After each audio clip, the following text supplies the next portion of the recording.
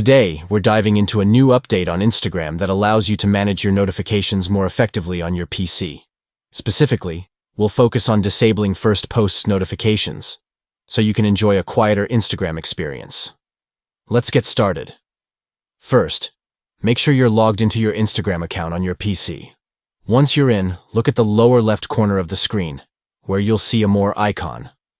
Click on it to access additional options. Next, a menu will pop up. From here, select Settings to navigate to your account settings. Once you're in the Settings menu, look for the option labeled Notifications.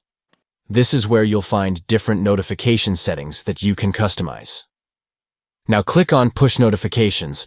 This section lets you control what notifications you receive as push alerts on your device. Here's the crucial step.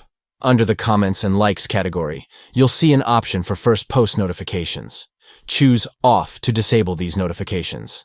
This simple adjustment will help reduce the number of notifications you receive and create a more streamlined Instagram experience. And that's it. You've successfully disabled first post notifications on Instagram using your PC. Taking control of your notifications means you can focus more on the content you love without distractions. If you found this guide helpful, don't forget to hit that like button and subscribe for more tips and tutorials. Happy browsing on Instagram.